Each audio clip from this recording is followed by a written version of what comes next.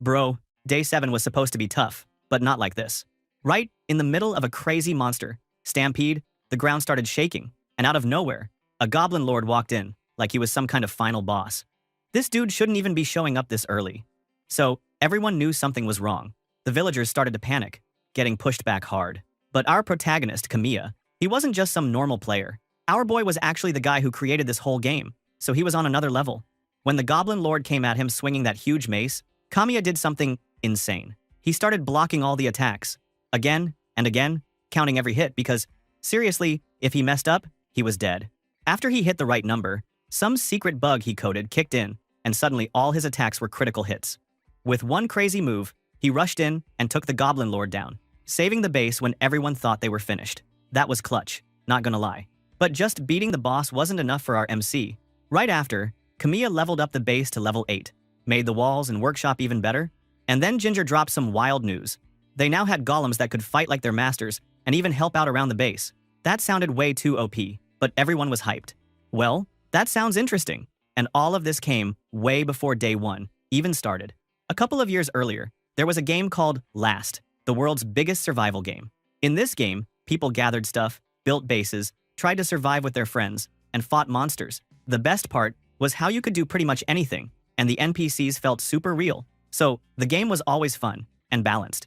New events and updates dropped all the time, making things even crazier, and definitely worthy of being the world's best seller. But behind this legendary game was just one big shut-in dude named Kamiya Soshi. He was the last developer.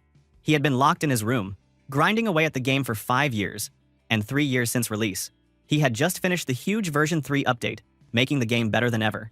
He even added base level 100, which meant if someone reached it, the season would end with a special story. He picked up his phone, feeling like a boss, and texted his partner that season 3 was live, but he thought he wasn't stopping anytime soon. He already had new ideas and believed the game could keep getting better. Then, his partner Onohara showed up out of nowhere, asking if the update was really finished. Our boy was a little shocked at how fast he arrived, but the guy explained he had run straight over when he got the text. Turns out, he was the business guy for the game. He congratulated Kamiya for finishing everything by himself, but our MC said he didn't do literally everything. He got some help with music and designs. Still, the business guy thought it was pretty insane that his buddy did most of it solo. Kamiya gave him some credit back, saying the game only made it big because he supported him as a producer. These two actually met back in high school. Kamiya saw Onohara as his lifesaver, since he offered to help produce the game, and even skipped college to do it. He joked that the game was so good it would sell even if people in the world started going dumb. He dropped some good news. The latest user survey gave the game a 98 out of 100. Our hero heard that and said he wasn't quitting until he hit a perfect score. But the business guy said that was impossible, since no game could make everyone happy. But Kamiya disagreed, saying that as long as people took the survey, he could make them all think the game was awesome. The business guy then walked over to Kamiya's desk, asking if he signed those documents from before. Our boy said he did, but since it was a ton of paperwork, he was leaving all the details to him. Onohara picked them up, gave a sneaky evil smile, and joked that he appreciated the trust. Then, out of the blue, 3 huge guys walked in. Suddenly, grinning wickedly, Onohara told Kamiya he was taking the documents and that our poor guy was finished. Damn, that business guy and a slash turns into wicked enemies. At first, our boy was totally confused and asked what he meant. That's when Onohara started roasting him, saying the only thing Kamiya could do was make games. So, he was taking all the rights to Last for himself. Our boy tried to argue, reminding him that he made the game and Onohara would need him for future updates. But the enemies said now that base level 100 was in, Last was a complete game. He also said, from a business side, there was no point in more updates. That made Kamiya mad, and he grabbed his shirt. But one of the bodyguards slammed him to the ground. Indeed, that bitch brought the guards, because he knew our MC would never just agree to this. He said Kamiya's obsession with the game was a problem, since he kept making updates that didn't make a lot of money, and he was too strict, making it hard to sell more merchandise. Now that it was done, he said they could get all the money they wanted without our boy in the way. Now, Kamiya felt betrayed, and he asked why Onohara didn't just talk to him. The traitor brushed him off, saying there was no way he would ever agree. He told him to leave, because even that was in the contract he signed. Just like that, our hero lost all his rights to Last. He thought about suing, but honestly, it didn't look good for him. On top of that, Onohara even got people online to think the game should belong to him. So now everyone was on his side. Man, our MC was in big trouble now. Anyway, now, Kamiya was losing it in his room, smashing his table in pure rage. Then, he caught something weird on his PC. just sitting there.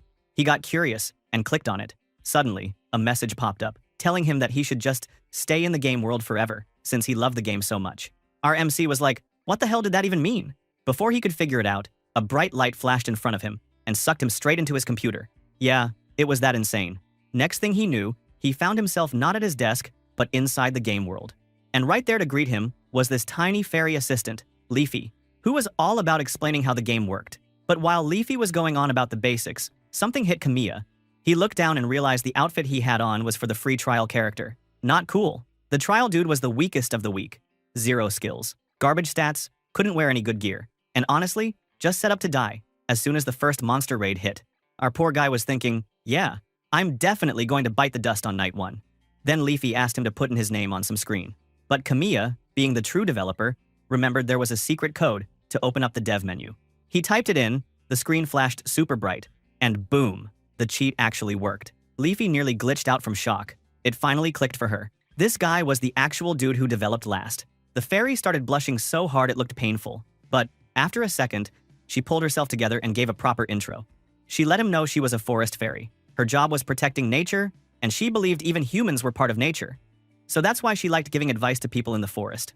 Our boy needed answers, so he asked if this was really the world of last. Then, he pretty much confirmed it himself. He wanted her to show him the meta info, but only the stuff for developers. She said that since dev mode was on, no problem. She pulled up all the behind-the-scenes data, and sure enough, it said everything was made by Kamiya. But the game master's name was Wataru Onohara. Leafy was seriously confused and wanted to know who this Onohara guy was. Our boy answered with that broken-hearted look, saying he was the snake who stole last from him. On top of that, Kamiya figured he was trapped in this world because of him, too. Leafy was not having it. She told our MC she couldn't forgive that snake for pulling that stunt. But our MC was just trying to wrap his head around why he was even stuck in the game in the first place. The only thing that made sense was that he absolutely could not let himself die here. So, he made a promise to survive and take back his game from Onohara, no matter what. He asked Leafy if she'd help him, and she said she was in. After that, Kamiya used the warp feature and landed at the base station. Of course, it was only level 1. The cute fairy apologized, saying that was the best she could do. But our protagonist didn't care. Those were the specs he put in himself. Even with all the developer perks, all he could see were the usual game settings. Inside the base, he found a magic stone at the far end of the room. Leafy explained it was called Arcanite, or the Source Ore. This thing could store stuff and turn it into weapons, or items. Big deal for the game. But Leafy thought that the creator didn't even need it, since it was just the tutorial. But our boy stopped her. He wanted to actually go through the tutorial, since monsters didn't show up during the tutorial, and it was the safest time to grab materials. She agreed, since there was no way a trial character like him would make it through normal resource gathering. Even Kamiya knew he was basically a walking target right now. He said they had to get started right away, no time to waste. The cute fairy agreed and fired up the tutorial. So, our hero ran around like a madman, picking up anything he could get his hands on, because he literally knew everything about this place. By evening, he came back looking totally wrecked, but he was determined. He told Leafy they needed to start crafting before it got dark, and she could barely believe he had enough materials. He explained, he made it possible in the specs, even if no player had ever pulled it off before. Then he got to work and crafted a wooden sword and a tiny wooden barricade. He was impressed about the barricade, but deep down, he knew it was unreliable. The trial character just wasn't built to win in the first place. Even if he knew every move the enemies would make, he figured his chances were, like, 2%. Normally, the game would just push the player to buy the full version, but this time, everything was completely different. When night hit, the game gave Kamiya the quest to survive the night. The cute fairy wished him luck. He was definitely going to need it. So, our MC stood out in front of his base, waiting for whatever nightmare was coming. First, he spotted a deer, just minding its own business. But before he could even react, the deer got totally wrecked by a goblin. Those low-level monsters might seem dumb, but they could attack in swarms and ruin your whole day if you weren't ready. Besides, they may attack in groups, so they cannot be underestimated. And our boy, with his trash stats, wooden stick, and no skills, dude was seriously in trouble. The goblin did not waste any time. As soon as it saw our poor guy, it jumped straight at him, trying to stick its ugly sword into Kamiya's neck. Our MC barely managed to roll out of the way. Honestly, the only reason he dodged was because he knew every single thing about this goblin's attack moves. He made it. After all, Leafy, the little fairy, could tell he was only surviving because he was basically the game's walking encyclopedia. Unfortunately, despite knowing the goblin's move, he cannot dodge everything. His speed and strength is too low for that. Back to the story. This goblin was not giving up, Bro, it started swinging again and again, not caring about Kamiya's trashy stats. In the middle of dodging, our hero took a hit, right on his arm. It stung like hell, and told him exactly how weak he really was. Even though he saw the attacks coming from a mile away, his body just couldn't keep up. Then, the goblin landed a nasty kick right to his chest, knocking him back super far. He could feel real pain, and when he coughed, a bit of blood came out. Yeah, not fun at all. Our boy realized this was not just some game pain, the hurt was for real. But our MC wasn't about to just sit there and let some loser goblin end the story of the game's creator. He took off running for his base, forcing the goblin to follow him. There was no way he could fight it head-to-head, so he tried something clever. As he jumped toward the small wooden barricade he made earlier, the goblin chased him, not seeing the trap. When the goblin landed, it got stuck smack in the barricade and got itself impaled. That was Kamiya's chance. He knew it was now or never, so he threw himself at the goblin and slammed his wooden sword down with all the little strength he had. It was just enough to crush the goblin's head and finish the fight. The night survival quest was cleared, somehow. Still, breathing heavily and hurting everywhere, Kamiya made a promise to himself. He might be starting from the bottom, but he was not giving up. He reminded himself he was the only person in the world who knew all the secrets of this game, and that was his ticket back to the top. Even if he had to crawl through trash, he was going to take back everything that was his. The next morning, our boy stood by the magic stone, holding up his beat-up sword, just feeling how real it all was. Just then, Leafy popped up, asking if he was headed out to gather more materials again. But Kamiya said nope, yesterday's tutorial grind was enough for him. He had a better idea. He was just going to focus on crafting, since there was someone he really needed to meet soon. The cute fairy then opened the inventory and nearly fainted when she saw just how much stuff Kamiya had managed to collect. In this world, all those random things you pick up near the base get turned into 3 main resources once you toss them inside the mana stone. Leafy broke it down for him. First was mana, which was basically magic energy for people or magic items. Then, there was the element, the stuff you needed for making real things like food or buildings. And finally, there was gold, which you could use to buy special items that you couldn't make yourself. So, our MC got to work. With all his loot, he crafted himself a bow, 10 arrows, a watchtower, and some logs. He would have loved to make something super strong, but his stats were still total trash. So, he had to settle for the basics. Kamiya then told her his big plan. If he really wanted to last more than 7 days, he needed allies. Because, yeah, on day 7, a thing called a stampede hit. That meant a crazy amount of monsters would come running out of the woods. Way more than any normal night, and even players with the full game would struggle to survive. For a trial character like him, it was basically impossible. Nobody had ever done it. Beating the stampede was the challenge that made people want to pay for the full version. Even the cute fairy was kind of freaking out after hearing this. She knew how wild and hard the stampede was. Kamiya asked her what would happen if he died in this world. She was honest. She had no clue, but she knew that NPCs never came back to life, so things would not end well for him either. Still, she promised to help him however she could, even if she wasn't allowed to fight. She said that she might not be much help with advice, but she could gather information for him. That was her big promise, and our boy was super happy about it. He thanked her and said he'd be counting on her. He also told her to just use his name, instead of calling him Creator, but she refused. She was stubborn like that. After that, our boy stepped outside and got to work building his new watchtower. He muttered about how annoying it was that he had to actually be there in person to set everything up. The cute fairy explained that since the base was still only level 1, he couldn't just drop things in from the map yet. When the watchtower was finally up, Kamiya climbed in and looked out at the world. He was blown away by how awesome it looked, but Leafy only gave him a sideways look, reminding him that he was the one who made all of this. Seeing everything he built, he felt even more fired up to get his game back from that snake, Onohara. That night, he got the quest to survive again. He pulled out his sword and waited for the next enemy. It did not take long. 2 goblins came sneaking out of the forest. Our MC was not surprised. He knew day 2's fights were different. He grabbed his bow and tried to shoot first, but it was tough to even pull the bowstring back, because he had no strength modifiers at all. Still, he had nothing to complain about. He was the one who made the rules, after all. Then, he let his first arrow fly, and, of course, missed. The cute fairy also told him that his aim sucked, because the accuracy perks were not unlocked yet. Kamiya just had to take it, since he was the guy who designed every single part of this ridiculous game. But he wasn't messing around this time. He knocked another arrow and took his shot. And boom, he nailed one of the goblins right in the leg. That goblin went down screaming. But our MC was not about to give these monsters a chance. He fired one more arrow and drove it straight into the creature's chest, finishing it off right there. There was still one more goblin waiting. Suddenly, our MC jumped down from his watchtower. Yeah, he was getting brave, and ran toward his last target. After fighting last night, he finally understood how to keep up with these monsters, even though his stats still sucked. If he stayed close, he could actually hit what he was aiming at. So, when he let the next arrow fly, it landed right in that goblin's body. He didn't stop there. He shot again, knocking the goblin down. Then, not taking any chances, our hero walked over and finished the monster off with an arrow straight to the head. That was it. The second knight survived.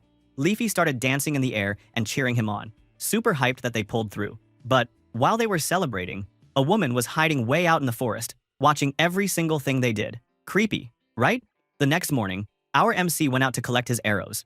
He really needed to save resources, because arrows weren't easy to make, and they could break after shooting them. He found 2 arrows that stayed in one piece, but he could only spot one of them. Did he look worried? Not at all. He already had a pretty good idea what happened to the other. Just then, the game threw a quest at him. Go find the missing arrow. He saw a trail leading into the trees, and decided to go after it, with Leafy floating along. He told her to stay sharp while they were in the forest, but she told him not to stress. She couldn't mess with the game's story, and the game couldn't hurt her either. While they searched, our boy started thinking about how important it was to get allies. The game let you recruit special characters sometimes, but you had to clear their quest first. These NPCs could fight or help you build, and you basically needed them if you wanted any chance to win. And let's be real, our MC really needed the help. Meanwhile, that lady from last night, the hunter named Anemone, was hiding up in a tree, watching for trouble. She thought she was in the clear and jumped down when she spotted something strange. Maybe a trap. But out of nowhere, Kamiya showed up behind her, trying to tell her they weren't enemies. Did she listen? Hell no. She just bolted, dashing into the woods like she'd seen a ghost. Even our boy was surprised. He never programmed her to do that. That was new. Then, Leafy figured out what was going on. She said that now he was actually living inside the game. The story wasn't following the script anymore. If he wanted to recruit Anemone, he'd have to actually talk her into it, like a real human. That hit our MC hard. Playing his own game was one thing, but doing all this face-to-face was a whole different beast. He started to worry that if he said the wrong thing, these characters might actually turn into enemies. It was real now. Later, back at the base, he finished gathering the supplies he needed. The cute fairy asked if he found enough materials, and our MC said yes, and he was glad no monsters showed up to mess with him. He dropped his stuff inside and said it was time to start crafting. Leafy wanted to know if his plan would actually work, and he said he was the one who made Anemone's whole story, so he figured his idea had the best shot. The hunter girl had always been a hunter, living alone with her dad, and after her dad died, she just stayed in the forest by herself. That was how Kamiya wrote her, but he thought maybe if she could feel what it was like to have people around again, she'd want to join up. Still, he knew things were off script now, so nothing was a sure thing. Time for the plan. He crafted everything he needed: an iron pot, a ladle, salt, pepper, ground meat, and 2 sets of dishes. He started cooking, and it blew his mind a little. He never thought he'd actually be cooking inside his own game. Leafy told him that when his level went up, he could just create finished meals with a click. But our MC said he didn't mind cooking by hand, and the cute fairy realizes that he was pretty good at it. He explained that he lived alone for a long time, so he got good at making his own food. He always shut inside at home, working on last. Back after high school, he used to hang out with Onohara a lot, but that was ancient history now. Man, some memories just sucked. Suddenly, the hunter girl showed up, aiming her bow straight at Kamiya. He put his hands up and told her again they weren't enemies. She looked confused, asking if there was anyone else with him. Then, our hero realized she couldn't see Leafy, and told her he was alone. He introduced himself, and she did the same. Then she asked where she was, saying she'd been out hunting, and all of a sudden, ended up in a place she didn't know. Our boy told her he just got there too, so he didn't know the area well either. Right then, he pointed to the food on the fire, asking if she wanted some. He said it wasn't poisoned or anything, just too much for one guy. It's kind of funny to see our boy offer food casually, while Anemone still points the arrow at him. Then, finally, she gives up. Kamiya doesn't seem dangerous to her at all. Anyway, after that, our boy handed her a plate and told her it was Salisbury steak, ground beef, onions, breadcrumbs, some seasonings, and grilled up nicely. She took a bite, and her face totally changed. She was so hungry she wolfed it down, while Kamiya just watched and laughed a little. After she finished, she thanked him and said it was her first time eating something like that. Then she asked if she could have more. He said sure, but told her there was a catch. Our MC had a plan, and he was about to play his next move. With little suspicious, she wanted to know what he really wanted from her, and our boy told her straight up that he needed her strength in a fight, since this place was super dangerous. She took a moment to think about it, probably wondering if this guy was legit, but Kamiya let her know that if she didn't want to become a monster's lunch, she had to act like a hunter herself. The system popped up right then, reminding him of the usual quest: survive the night. But this time, there was a twist. If Kamiya fought beside Anemone, and they survived, she would join him for real. Believe it or not, the hunter girl said she was down to fight with him. Our MC looked kind of surprised, but he tried to play it cool. Not much later, 3 goblins showed up in the distance. The cute fairy thought that was all, but our boy was like, "Bro, that's not it. There was always more hiding out there." And, just like he said, more goblins crawled out of the forest. It was about to get wild. Kamiya got ready for battle and told Anemone that he needed backup. He pulled a sword out of thin air, straight from his storage space, which left the hunter girl super impressed. She started wondering if he was one of those special mana stone contract holders, which, in this world, was basically a big deal. Now, our hero ran at the goblins, dodging their attacks like he'd done it a million times. When he managed to pull one goblin away from the others, he called out to Anemone. She didn't mess around. She landed a perfect headshot and dropped that thing instantly. She was honestly impressed that even while fighting, he was keeping track of both their spots on the battlefield. Things weren't easy for our MC though. He kept struggling with the goblins, and right when he spotted another opening, he called for her to step in again. She didn't waste time and poked a hole straight through a goblin's head. But then, out of nowhere, one goblin knocked our MC to the ground. He was already moving so fast that he managed to kick the goblin off before it could hurt him. And Anemone met the monster halfway, with another arrow to the skull. Now the goblins were pissed. The rest started going after our MC even harder, while a couple tried to chase Anemone. She shot first and nailed one in the chest, but her bow wasn't going to last for another shot. So she switched it up and pulled out her dagger to block the next attack. Kamiya started yelling at her to fall back toward the cabin, telling her she didn't need to finish them all herself. The hunter girl listened and did a sick backflip toward the base. Right, as the goblin chasing her triggered a hidden spike trap. That goblin was done for, and our boy felt pretty proud about his trap-building skills. Now Anemone went on the offensive, and the goblin chasing her suddenly looked like it regretted its whole life. Meanwhile, our MC was having a rough time with a goblin holding a mace. With his trash stats, our poor guy could barely keep up. The goblin knocked his weapon away and was about to smash his head in. But just then, an arrow flew in out of nowhere and nailed the goblin in the face. He was totally shocked. He turned around and saw that the hunter girl had already finished off her own enemy with a dagger and still came in clutch to save him. Not gonna lie, that was insane. So, just like that, Kamiya survived his third night in the game. After the mess, he went back to the cabin to organize their gear using the mana stone. Meanwhile, the cute fairy appeared in front of him with a face that was almost crying because she was worried about him throughout the fight. When they were inside the cabin, the hunter girl finally asked if he really was a mana contractor. Our boy told her that he'd just made his contract recently. Apparently, all the NPCs understand the various player-specific abilities that correspond to game controls as special magic that only those who have contracted a magic stone can use. Finally, Kamiya decided this was his chance. He asked Anemone to join him, since she didn't have anywhere to go, and he needed all the friends he could get. Anemone started talking about the big legend that said people with mana stone contracts had special missions in the world. She figured maybe meeting him wasn't random, and she even complimented his fighting skills. Then she reached out to shake his hand, showing she was on board. The system let our MC know right away that the hunter girl had officially joined his crew. That was a huge win. The next morning, he woke up early and started making breakfast. When Anemone stepped out, our MC almost fainted. She wasn't wearing her combat gear anymore, and she looked absolutely gorgeous. He turned away as fast as he could, hoping she wouldn't see how red his face got. God, he knows that she'd lived in the forest with her dad for a long time, but that really makes her unconcerned about being seen?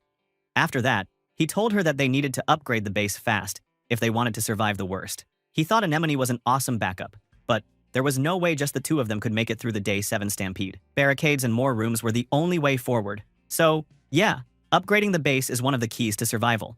After breakfast, Kamiya went out to collect materials again, with Anemone tagging along and telling him he was super efficient at it. When they got back, she noticed he looked stressed and asked what was wrong.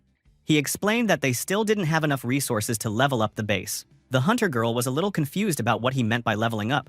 Our boy broke it down for her. If they stuffed enough resources into the magic stone, it could help them build new stuff and make barricades. That's why he'd asked her to help gather stuff. But even so, it still wasn't enough. He also mentioned there was a big monster outbreak every 7 days, and if they wanted to make it through, they needed to be ready with traps and defenses. Hearing that, the hunter girl said she was going to head out and gather more resources. Kamiya thanked her, saying he'd start thinking of other options too. After she left, he admitted to himself that leveling up was way harder than he thought, even though he'd managed to recruit Anemone so soon. Our guy wished he had some drop rate boost or something. Leafy, always ready with tips, let him know that some characters or magic items could give you better rewards. But his trial character didn't have any of those bonuses. Tough luck, bro. Our boy was stressing out, trying to figure out how the hell they were supposed to level up the base before that insane 7th day hit. He turned to the cute fairy and told her that they needed another idea, and fast. He asked if she could bring up all the developer consoles, and she was all too happy to pop those up, saying it would be awesome if they could just change the game numbers themselves. But our protagonist explained that messing with parameters directly was risky, mostly because the game's AI was always watching and would fix anything that looked off. If you went too wild with changes, the AI might glitch out, and then who knew what would happen? Still, Kamiya knew they were seriously screwed if they played by the normal rules. He started thinking if there was some other way, something only a game dev would know. Suddenly, he remembered a sneaky function from back in the day, instant build mode. This was a test feature where you could just build whatever you wanted, no matter how many materials you had. Then he asked Leafy if they could use it now. When the cute fairy heard that, her eyes got huge. She realized that with instant build mode, the AI wouldn't even try to fix anything, since it accepted dev-level changes. As long as he was running with developer mode, the API should open up for them. API is an interface window that allows programs to link and exchange information with each other. Without waiting any longer, she dove right in. Almost too eager, honestly. She started searching for the access point, and sure enough, she found it in no time. Our boy asked if she could control it from the console, but Leafy said it looked impossible from there. If someone wanted to mess with it, they had to dive in themselves. Before he could even warn her about the danger, she jumped in. Jez, Leafy is such a brave fairy. Inside the system, she started plugging in commands at lightning speed, but then, the game's maintenance AI showed up, thinking she was just some random bug that needed deleting. Leafy realized she was in trouble, so she moved even faster. Inputting everything she needed to. Just as the AI was about to catch her, she managed to finish her task and scramble back out into the real world. Barely. Phooey. Meanwhile, our hero was sweating buckets by now. He asked if she was okay, and Leafy, still catching her breath, said she was, but admitted that she almost got eaten by the maintenance AI. He wasn't even surprised. He figured the system saw her as a bug, because what she did was definitely not normal. When the cute fairy realized she almost got erased for real, she freaked out. Our guy told her to stick to peeking at the system, from the safe console, from now on. So she wouldn't have to risk life and limb. She checked the system from the console and absolutely lost it when she saw that the maintenance AIs had multiplied like crazy. Kamiya understood right away. There was no way they were getting back in that way again. Then, our cute fairy apologized for messing things up, but our MC said it wasn't her fault, just proof the system was doing its job. Besides, he felt bad for making her risk it all for his plan. He was just glad she made it out safe, and Leafy was so relieved, she ran over and gave him a big hug. Thanks to Leafy's wild move, our hero now had the instant build option. He didn't even wait. He turned it on and started upgrading the hell out of their base. When Anemone came back, she almost didn't recognize the place. The base was way bigger now, with extra rooms and thick barricades all around. The upgrade even bumped their base straight up to level 3. She couldn't believe the power of the magic stone and said it was amazing. Right then, Kamiya told her to pick any hut she liked, but he said she should probably hurry up and decide. The hunter girl looked confused, asking why he was rushing her. She didn't even finish her question when, boom, a giant beam of light hit the middle of the base. A portal opened right in front of them. He just told her that huts were about to run out soon. He seems like he's not surprised at all, when suddenly a big portal appears in front of them. Sure enough, when the smoke cleared, a whole crew of people was standing there, looking totally lost. There was a kid named Asel and his mom, Lila, in the group. Anemone, being the badass she was, reached for her sword, ready for trouble, but our boy stopped her. The kid, Asel, instantly stepped in front of the other villagers, trying to shield them. Our hero took a deep breath and introduced himself, saying he'd only been living there a few days before they all showed up. He explained that monsters roamed the forests around the base, and every night, the monsters would attack. So, if everyone wanted to survive, he needed their help. Kamiya even put on his best leader voice and asked them to work with him, looking and sounding like a real boss. An old dude with white hair, Sylvan, stepped up and asked him if he had just arrived too. Our boy said he'd been guided here by a magic stone. Sylvan seemed impressed and said he heard the legends about magic stones, but he didn't expect to be called by the sorcerer while he was still alive. But then, a big guy named Waldo rushed in, telling everyone not to trust our hero. He said there was a chance Kamiya had dragged them there with some transfer magic to kidnap them. He called over 2 other dudes, and the 3 of them started walking away. Kamiya asked where they thought they were going, and the big guy explained that he wanted to check the place out himself and see if monsters really did show up. He told the rest of the villagers to stay put while he went to investigate. Right then, our hero told Anemone to watch over the new villagers while he kept an eye on Waldo and his guys, who were already heading into the forest like they owned the place. He tried to warn them, telling them not to go too far, but the big guy just ignored him, like a stubborn old goat. The thing is, around the base was supposed to be a resource area, but it was also a danger zone, where monsters could pop up at any time, day, or night. Our boy knew that if you wandered too far, the monsters got way nastier, and the game itself made sure you couldn't just skip to another base. Basically, it was all a trap made by the system, to keep players from running wild. A few minutes later, Waldo and his crew found a group of bunnies that looked crazy cute, except for the sharp horns sticking out of their heads. One of the guys asked Kamiya if those bunnies were the monsters that attacked the base, and our boy said, "Yeah, those little guys were definitely trouble." But of course, the big guy didn't buy it. So, our MC just shrugged and figured he'd let him find out the hard way. What nobody realized was, these bunnies were called Hunter Bunny, and they were not the type you wanted to mess with. They acted all harmless and sweet, but that was just a trick. When their prey got too close, they would suddenly surround it and attack as a group. And that's exactly what happened next. Before Waldo even knew what was happening, the bunnies jumped on him and his friends. The forest was suddenly full of their screams. Kamiya ran over and shouted at them to close their eyes and hold their breath. Waldo was still confused, but our MC yelled at him to do it now. They finally listened, and our protagonist pulled out 3 bottles of pepper and just chucked them at the bunnies. The bottles smashed, spraying pepper everywhere. And suddenly, the bunnies were freaking out and backing off.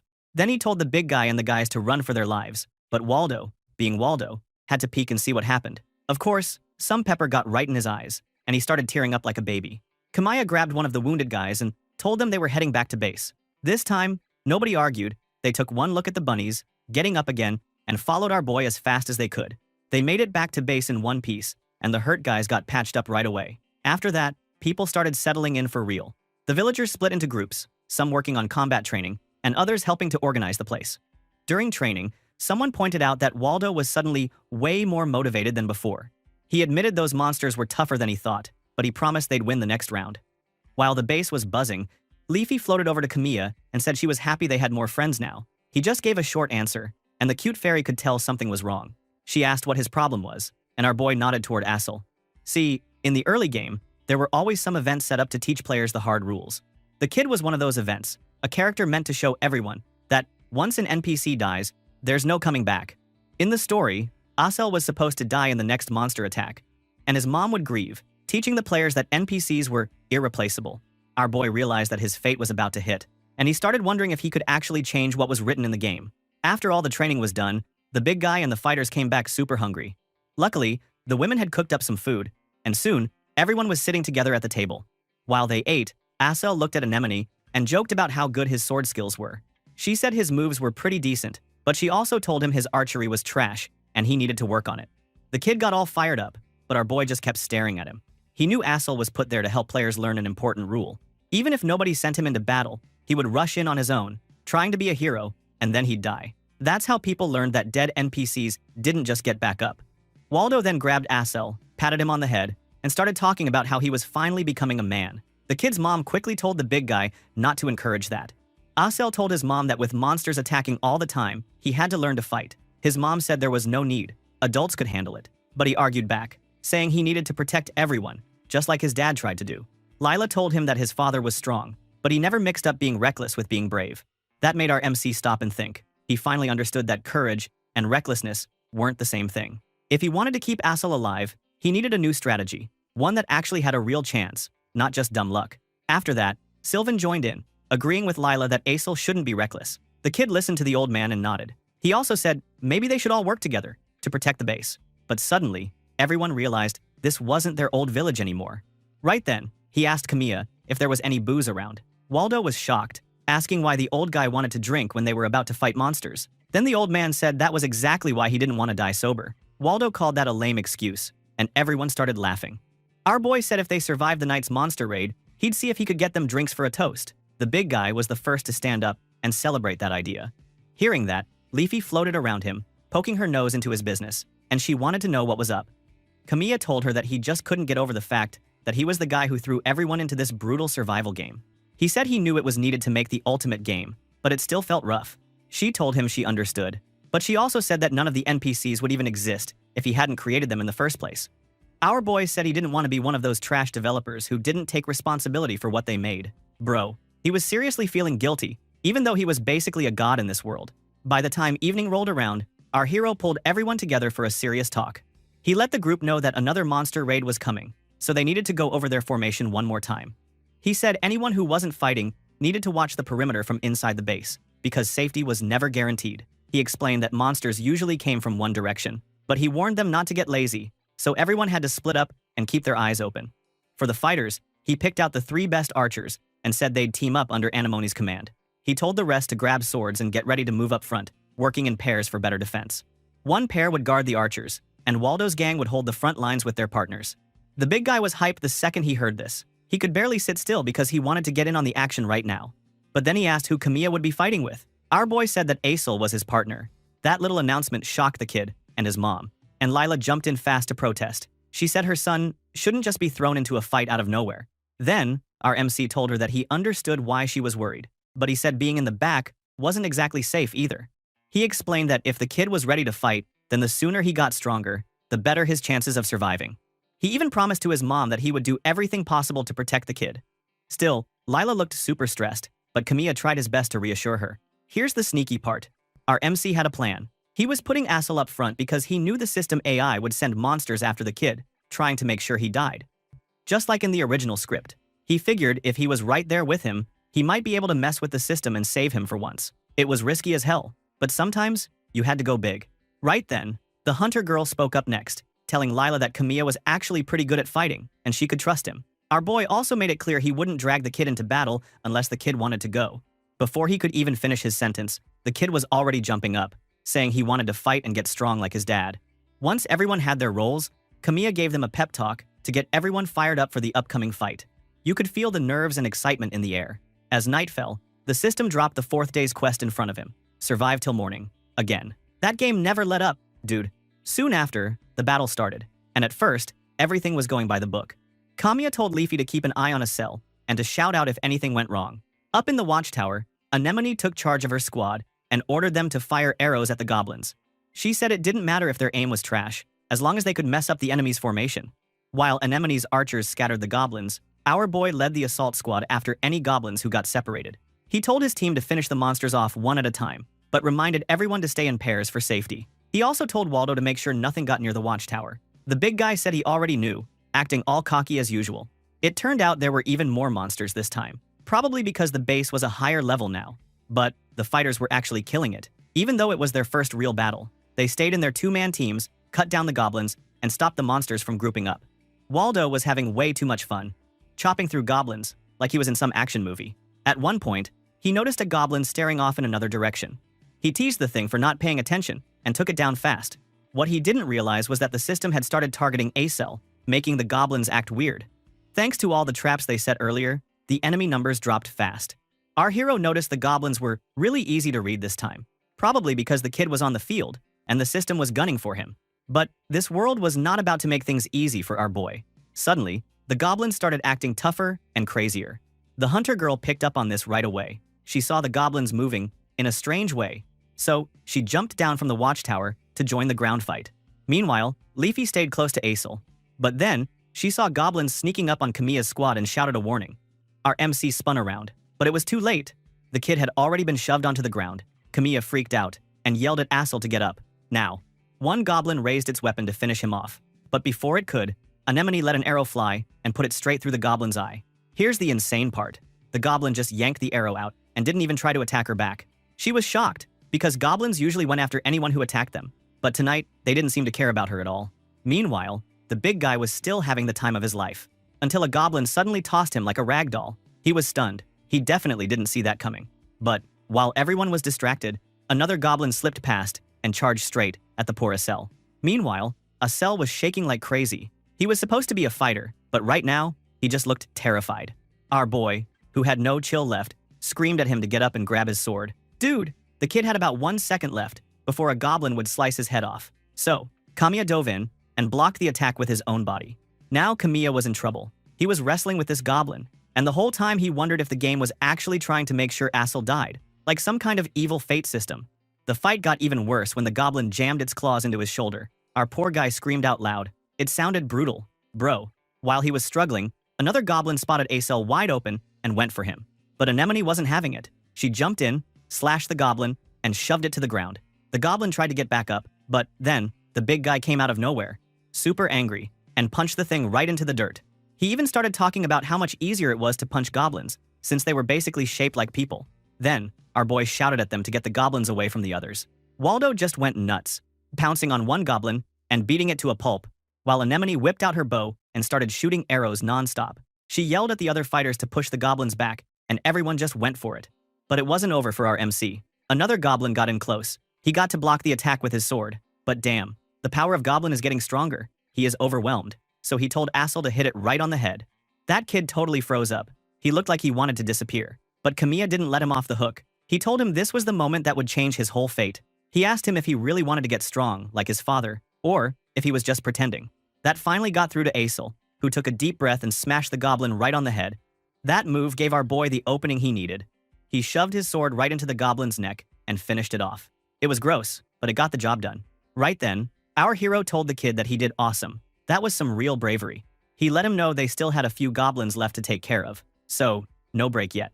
Kamiya, Assel, and the rest of their crew went all out, fighting together and taking down the last of the goblins. By the end, everyone's swords looked like they'd been chewed up by a dog. But they did it. Even though their swords were cracked because of the fight, the day finally broke, and the survivors started cheering like they'd just won the lottery. Kamiya got a notification from the system saying they survived the 4th night. They headed back to base, and Assel basically ran full speed into his mom's arms. For once, our hero felt like he'd actually broken the game's evil plan and saved that kid. That gave our boy some real hope. He started to believe he could survive the stampede without losing anybody. Too bad he had no idea that the game world always finds a way to mess with people. With the victory, Kamiya managed to level the base up to 5. The villagers were amazed by all the stuff that changed.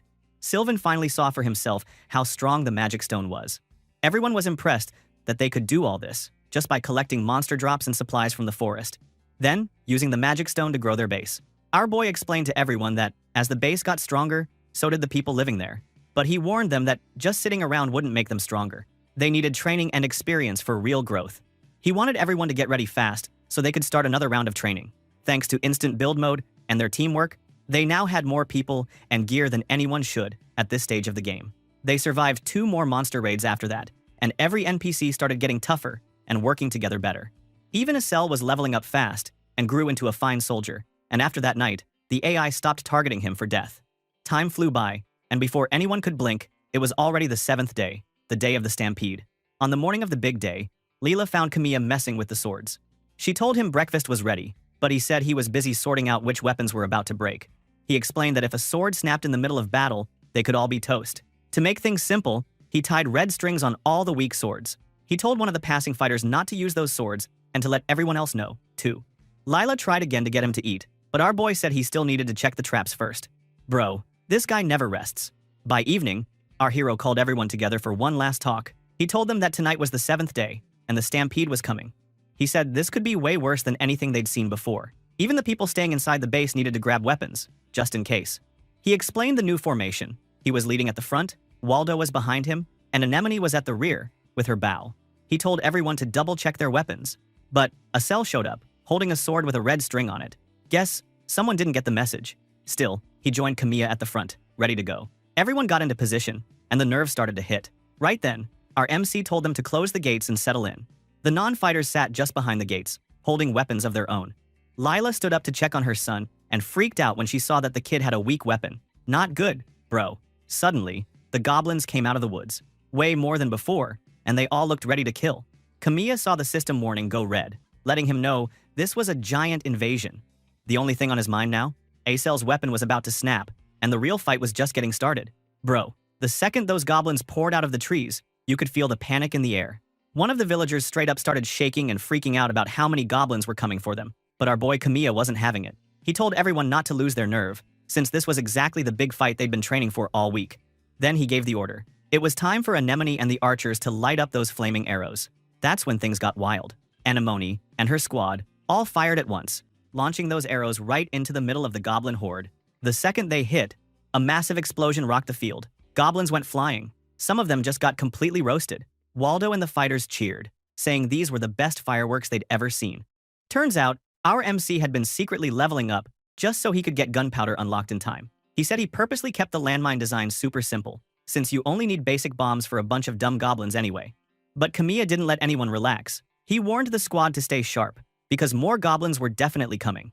And just like he said, even more goblins came charging out of the trees, looking way meaner than before.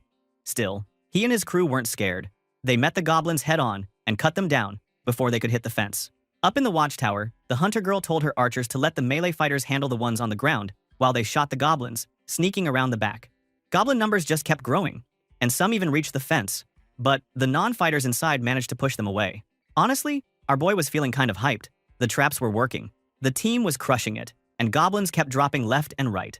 For a second, our protagonist started thinking that maybe, just maybe, they could actually win this insane fight. But, dude, the game world loves to smack you the second you get cocky. Right as Kamiya was giving his crew props, a creepy noise echoed across the battlefield, and the ground began to shake. Anemone lost it. She yelled down from the watchtower, saying something big was coming. And then it showed up. A giant, freaky goblin. Stomping out of the forest, looking pissed as hell, our boy totally froze. That was a goblin lord, a boss monster, way too powerful for a day 7 stampede. To make things even worse, it brought a whole new army of goblins with it, and its roar pumped up all the other goblins, making them even tougher. Kamiya couldn't believe it. He said a goblin lord should not be showing up this early in the game. Meanwhile, the goblins went beast mode and started pushing their way through. Lila saw Asel struggling to fight with his crappy, almost broken sword, and her mom instincts kicked in. While everyone else was fighting off the fence, she just dipped. She ran off with a sword in her hand, heading straight for the front lines. One of the goblins busted through, so our hero shouted a warning to everybody nearby. Anemone realized things were spiraling out of control and told her squad to get down from the watchtower to help. They all jumped, but one of her guys landed wrong and hurt his leg. Screaming in pain, she dragged him over to the people behind the fence for help. But then she saw Lila sprinting past with a sword. She called out her name, asking what the hell she was thinking, since she was running straight at the monsters. Anyway, now, Lila didn't make it far before a goblin blocked her path. She totally froze. But the hunter girl, who is just built differently, shot the goblin right in the head and took it out. She walked up to her, demanding to know what had gotten into her. Asel's mom explained she had to give his kid the good sword she was carrying, since his own weapon was trash and would probably break any second. Anemone was shocked, but didn't waste time. She yelled at her squad to fall back, then told Lila to keep going forward, while she covered her. She ran alongside her, firing arrows to hold back the goblins. Once she was clear, Anemone jumped back to the fence and climbed up, scanning the battlefield. She could tell things were about to get way worse. At this point, the frontline fighters were really struggling. The goblins were getting stronger, and nobody expected that. Kamiya told his crew that the Goblin Lord was the reason the goblins were suddenly so tough. He was still in shock. A boss monster at this stage was just unfair. Some of the fighters found themselves face to face with the Goblin Lord itself. That thing raised its giant weapon and slammed it down. The attack was so insane that it crushed some goblins along with the humans, and it sent a bunch of the fighters flying backwards. Right there, Kamiya quickly called out, asking if anyone could still stand. Somehow, Asel and one other dude pulled themselves up and ran to help him. The Goblin Lord lifted its huge mace for another attack, swinging it right at our boy. And just as it was about to hit, something just clicked in our hero's head. He parried the hit, for real. Everyone was shaking. He couldn't believe he pulled it off either. He said it was just a normal game mechanic, but actually doing it in real life was totally insane. The Goblin Lord felt that parry and got super mad. It roared again, sending another wave of goblins charging forward. Asel and the rest jumped in front of Kamiya, telling him they'd hold the line and he should hurry up and take down the boss, since everyone was getting tired. Our boy didn't waste time. He told everyone to leave them with this giant goblin and told them to handle the others, but they need to be quick. After that, Kamiya dashed right at the Goblin Lord, dodging another attack and parrying again. But he knew a long fight like this would be way too risky. He needed to finish it quickly. That's when he heard Leafy call his name. He told her to bring up the ring console. The cute fairy did it, and our MC checked the settings. He saw the AI balancing was still on. She asked why that mattered, and he pointed out the ring modifier was active. Even better, the AI was overloaded, so he could trigger all criticals. She just stared at him, totally confused, because she had no idea what all critical meant. So, in this game, a critical hit is basically an attack that ignores defense and does double damage. Super OP stuff. Normally, the game rolls some dice. Well, RNG. But, same thing, to decide if you get a critical. But guess what? There's a nasty little bug in the system that Kamiya never fixed. If someone manages to parry 15 attacks in a row, the AI freaks out, the memory gets overloaded, and suddenly, every single attack turns into a critical hit. Total madness. But Kamiya left the bug in because nobody could pull off 15 parries anyway. Not even the testers. Leafy's mind was blown when she heard this. She just couldn't believe it. But our MC finally had a sliver of hope. So, he set his sights on that insane goal. 15 parries in a row, right now, against the biggest, ugliest boss goblin ever. So, he started baiting the Goblin Lord. He wanted that monster to swing at him again and again. And every single time, he managed to parry the attack. He counted everyone in his head, totally focused. Asel, watching all this chaos, thought our protagonist was on the verge of getting stomped. He yelled out for Kamiya, probably thinking the poor guy had lost his mind. But our boy told him not to stress. He actually had a plan. Of course, nobody could tell what the hell he was trying to do. Meanwhile, Lila finally reached the front lines. She saw her son, Asel, struggling with a goblin, his weapon falling apart. Our boy kept taunting the Goblin Lord, dodging and parrying like a total lunatic. He got to 13 parries, sweating, but he knew if he just kept it up, he was golden. Then, disaster almost struck. One goblin broke free from Asel's defense and charged straight at Kamiya, right. As he reached the 14th parry, the kid sprinted after it, and just as the goblin was about to land a hit on our boy, he jumped in, smacking it on the head, but his sword snapped in half, leaving him wide open. Lila, seeing all this, totally clutched up and tossed a new sword to her son. With the fresh weapon, Asel finished off the goblin, just in time. He grinned like a total maniac, because now it was the time. He told his team to just wait a second, that everything would be over soon. The second he said that, he dashed straight at the Goblin Lord, moving like a blur. Every single attack he landed was critical. He just shredded the boss, slashing its body in a wild flurry, and then finished it off with a final strike right to the neck. He even jumped off the Goblin Lord's body and stuck a superhero landing. Just for style points. Bro, the giant goblin had no chance. It toppled with a thunderous crash. The rest of the goblins saw what happened and immediately freaked out. They knew they were screwed, so they just turned tail and ran for the hills, leaving the fight behind. Waldo and the other survivors couldn't believe what they'd just seen. Kamiya had actually soloed the giant boss. Lila and Asel stood there by the fallen goblin, smiling like they'd just won the lottery. But man, the game world is never that easy. The Goblin Lord wasn't completely finished. With its last bit of strength, it lunged right at the kid. His mom didn't even hesitate. She dove in front of her son, taking the full hit. The monster clawed her up badly. Our boy was shocked. He thought the fight was over and never expected the boss to get back up. He rushed in and delivered the real final blow, making sure that thing was dead for good. But it was too late. The Goblin Lord had torn Lila's chest open, and all Kamiya could do was watch as Asel collapsed next to his mother, crying his eyes out. With her last breaths, Lila told her son that she was going to see his father, and she asked him to keep telling her lots of his stories one day. And just like that, she was gone. The poor kid screamed in pain, totally broken. Everyone in the base fell silent, the whole victory just swallowed by grief. Right after that, the system message popped up, congratulating them for clearing the Stampede quest. But that was the most bittersweet win ever. Everyone was crying while the game said congrats. The next morning, Kamiya stood alone by Lila's grave, lost in thought. Then the cute fairy showed up, saying she had no clue why a Goblin Lord appeared. There was nothing weird in the game settings that she could find. She did remind him that he still had the power to tweak small things in the game, even though he'd lost his full admin status. She kept talking, but he wasn't really listening to any of it. After a while, our boy finally said what was on his mind. He admitted he'd been arrogant, thinking that just because he made the game, he could handle anything it threw at him. That false confidence cost them everything. He blamed himself for Lila's death, saying she was never supposed to die like this. Leafy tried to cheer him up, reminding him that the only reason anyone survived was because of his insane genius. But our hero just couldn't let go of the guilt. He was the one who created this nightmare, so every bit of suffering felt like his fault. Totally overwhelmed, our boy told Leafy he needed to be alone and walked off. Later, the hunter girl found him sitting by himself. She asked what he was doing, but he didn't say a word. So, she just aimed her bow and shot down a bird flying overhead, right in front of him. Kamiya was stunned. Then finally he could say what he thought. Isn't it suck that they have to risk their life just to survive in this world? But then Anemone explained that in this world, every day was a fight to survive. Sometimes you take lives, and sometimes lives are taken away from you. She said this while pointing to a bird that had died from its arrows. She also said nobody was really to blame. It's just how things worked here. Our hero wanted to argue, but he just couldn't find the words. Before waiting any longer, she told him to come with her because she wanted to show him something. Then, she led him all the way to the training ground. And, get this, Asel was already there, going full beast mode.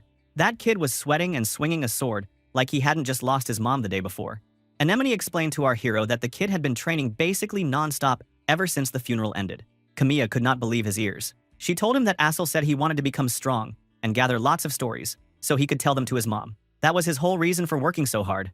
Then, the dude who sparred with the kid called for a break because he was out of gas. Asel turned around and did a double take. He was stunned to see our boy there. But hey, he just broke into a big smile, ran straight up to our MC, and asked him to spar. The kid made it clear he wanted to get way stronger so he could tell his mom all kinds of stories, and he wasn't about to give up now. That hit Kamiya right in the feels, bro. He said Asel was totally right, grabbed a sword, and told the kid he wouldn't be holding back. The kid got pumped and charged right at him. And for the first time in a while, our MC snapped out of his moody funk. He realized that everyone in this world, even the so-called NPCs, were living for real and fighting through the pain harder than he'd ever thought. So, he decided he couldn't let them down. He needed to show these people a life worth fighting for. Things switched up after that. Out in the woods near the base, two dwarves were on the move, a grumpy old master and his apprentice. The master found a bent arrow on the ground and told his apprentice that he could sense some leftover mana in it, which meant it had been made with a magic stone. The apprentice was floored, but the master said this might finally be the lead they needed. The two of them followed the clues and soon ended up nearing the base. Back at the village, everyone was busy with chores when the dwarves rolled up to the gate, looking all serious. Leafy came up to Kamiya and told him about the new arrivals, but our boy didn't even blink. It was like he'd totally expected this. The master dwarf, Dorn, marched right up and demanded to see the head of the village. His apprentice, Ginger, tried to chill him out, saying that a little politeness wouldn't kill him. Our boy stepped forward and told him he was the guy they were looking for. The master dwarf wasted no time and bluntly asked him if he had any mana stones. Ginger looked super embarrassed by how direct his master was. He explained that they were traveling dwarves, looking for rare materials, and they'd heard there were mana stones here. He said they just wanted to take a look at them. Then, Kamiya told the dwarves that they had just started making dinner and suggested they sit down and eat together. He said they could keep chatting about the stones during the meal. The blonde kid, Ginger, was hyped and accepted, but his master just acted like he didn't care about food at all. A little while later, everyone was at the dinner table. Ginger was blown away by everything, looking around like a tourist at a theme park. Our hero, who knew these dwarves were legit craftsmen, was already plotting. If he could recruit them, he could finally upgrade the village's gear and maybe get some magic tools made that were out of his league. While they ate, Kamiya asked Dorn if it was the mana stones he was interested in. He said yes, no hesitation. Ginger explained that they were actually searching for something called the Philosopher's Stone, a legendary material. Supposedly, some weapons out there were made with it, but even among the oldest dwarves, nobody had ever seen it. They weren't even sure it was real. The blonde kid said that for craftsmen, chasing down the Philosopher's Stone was the dream, the ultimate rare material. The master dwarf added that they know magic power is apparently involved in its refinement. Our hero knew the truth, though. There really was a Philosopher's Stone in the game, but it was locked as a reward for a super high-level raid quest, totally impossible to get in normal play. Basically, Kamiya was the only guy who actually had access to it. The Philosopher's Stone wasn't just a lump of mana, it was something deeper, the relationship between power itself. Our hero asked if it was the magic that became the reason why they want the mana stones. Ginger trying to fix it by saying the magic stones, or they called it Arcanite, is extremely rare. He also added that maybe these stones are very important to everyone in this village, but he said they just wanted to see it for reference. Since they only needed to check it out, Kamiya thought it was no big deal. But he made a deal. If they wanted to see the stone, they'd have to forge some weapons for his crew. He explained that the village was under attack by monsters almost every night, and if they wanted to survive, they needed top-tier gear. The blonde kid excited, meanwhile his master grumbled, but agreed. Our boy said he'd show them the stone after dinner, but he was already stressing about how to convince them to stick around for good. After they finished eating, our MC took the dwarves over to a cabin and showed them the mana stone. But the master dwarf was not impressed. In fact, he called the stone ugly and told Kamiya this was not what he was searching for. Ginger was shocked by how fast his master figured it out. This so-called mana stone was really just a doorway for mana, not real material. Dorn saw through it instantly. And our boy had to admit, the old dwarf was sharp as hell. The mana stone was just an interface for the player, not something you could actually use or forge with. Dorn started out by thanking our MC for showing him the mana stone, but he made it clear that this thing wasn't any kind of clue to the Philosopher's Stone he was after. He said he and Ginger would be leaving first thing in the morning. That news hit the blonde kid so hard, the poor apprentice looked like he just got slapped.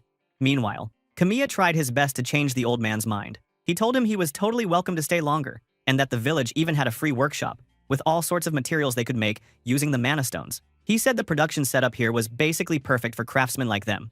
Still, Dorn just shut him down. The dude was stubborn as a rock. When our boy realized there was no convincing this guy, he could only sigh in disappointment. Since the dwarves were still planning to leave, he reminded him about his promise to make weapons for the villagers, since monsters were definitely coming again that night. He told the two dwarves he would show them to the workshop, and they could use anything they wanted there. Meanwhile, Leafy was freaking out about the idea that the dwarves might never join them. He agreed, saying, the master dwarf only cared about the Philosopher's Stone. Anything less was just a waste of time for him.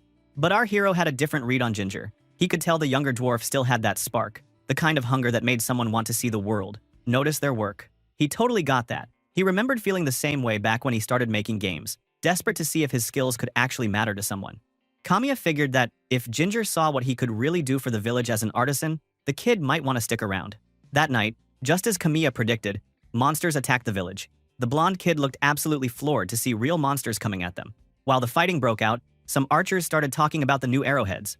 They said the things sliced right through the monsters, and the piercing power was insane. The blonde kid overheard them and said he could have made them even more accurate if he had more time. But the archers just said they were already super grateful. His work was saving lives. While he listened, he kept watching Waldo fight. He started thinking that a big guy would be way better with a big, heavy sword. Then he noticed Acel's moves and figured he could fix the balance on his sword to help him fight even better. The guy was lost in all these ideas about how he could improve things, not realizing that his master was watching him the whole time and could totally see that this blonde kid was getting attached to this place. In the middle of the chaos, the cute fairy asked our boy if he thought Ginger would stay. He said words probably wouldn't convince him, but from the look of things, the blonde kid was already having too much fun to just walk away. The next morning, Ginger stepped out of the workshop, ready to leave.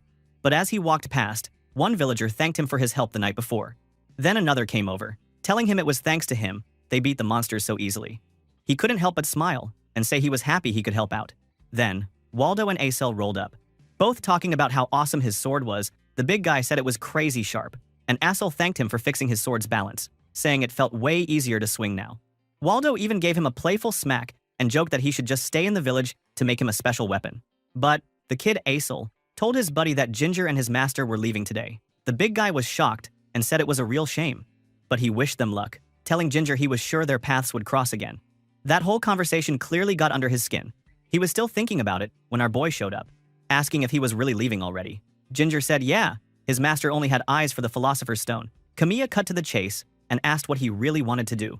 The blonde kid looked lost for a second, so our boy pointed out that he could see the Philosopher's Stone wasn't the only thing the kid cared about. He told him straight up that life in the village was rough. Monsters attacked every night, and even with magic stones, supplies were limited. He admitted they were desperate for help. He said that was exactly why they needed Ginger. His work literally meant the difference between life and death for these people. He reached out his hand, telling him to join them and stay. Before the blonde kid could even answer, Dorn came out of the workshop, saying they were packed up and ready to leave, and he said thank you to our boy for his hospitality. Meanwhile, Ginger took a deep breath and told his master that he wanted to stay in the village. Dorn stopped in his tracks and asked if he was really serious about that. Ginger said he was. The master dwarf sighed and told him that if he was going to stay, he'd have to prove himself by forging a weapon first. The blonde kid was confused, but Dorn said he couldn't let someone with no skills just wander the world. He had to prove his worth. Ginger nodded and got right to work, forging something special. While the blonde kid started working with his life, our boy asked if he needed anything, since he could supply materials by using the magic stone. But Ginger shook his head and said he wanted to do it with his own hands. Otherwise, it wouldn't mean a thing. Our MC just smiled at that and left him to do his thing.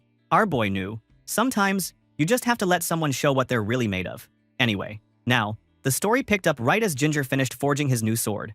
His master came over to check it out, and you could tell he was serious, like full-on craftsman mode. He took one look and said that he could see the sword was made for humans to use, not dwarves. He started giving him a little life lesson, saying, a second-rate craftsman only looks at the object, but a first-rate one looks at the people who will use it. Since the blonde kid made this sword thinking about the people here, Dorn could see what was really in Ginger's heart. Then, he said that everyone had their own fire inside them. He had his, and Ginger definitely had his own too. He told him not to let that fire go out and to keep following whatever drives him. The blonde kid looked shocked, asking if this meant he'd finally passed his master's test. But his master didn't say anything else. He just turned to Kamiya and said he was leaving. And that kid is in his care now. Then, he headed out into the forest, and the blonde kid bowed low to his master, thanking him for everything so far. Meanwhile, Leafy and our boy could not stop smiling. They finally had a real craftsman in the squad. The cute fairy started talking about how they had to upgrade their production base now. Kamiya agreed and said it was time for the next step. So RMC went ahead and bumped the base level all the way up to 8. Ginger was totally blown away when he saw the magic stone in action. The new upgrades were insane. The outer walls and the workshop got a huge boost, and when he walked inside his new workspace, he just stood there, gawking. Our boy told him the whole workshop was his now, and he could use it any way he wanted. Ginger looked super hyped and said he had a ton of ideas he wanted to try out. After they left the workshop, he told Leafy that getting Ginger on board was a massive win, especially with all the battles coming up. He pointed out that everyone's gear was still pretty trash, but with him around, that was about to change. The base level up also meant the magic stone could store way more resources. He said he wanted to use the next fights to start stockpiling mana. He let Leafy know he was expecting a special girl to show up. Now that their base was so strong, yeah, our boy had plans. Because the blonde kid joined the crew, all their equipment started getting way better, and suddenly, the villagers didn't get wrecked during every fight. He even helped Anemone up in the watchtower, acting as her support. With only 3 days left before the next monster stampede, Kamiya knew they had to pick up the pace and keep powering up the village. On the 11th day, Ginger stood in the middle of the village and called everyone over. He had a huge pile of clay sitting out, and people looked at him like he'd lost his mind. He explained that these were golems, magic dolls, that could move on their own. He said golems could fight alongside the villagers and copy whatever their master does. Like, if you set a swordsman as a golem's master, the golem would use a sword too. They weren't as good as the real thing, but they were super useful for bulking up their fighting force. He said he always wanted to build golems, and now, thanks to the magic stone, he could finally do it. But the hunter girls got curious and asked if they really moved and actually can fight. Ginger said, yeah, once you set a master for them, they fight just like that person, only weaker. One of the villagers jumped in to ask if the golems could help with chores, too. He said for sure, basically, you could use them for anything.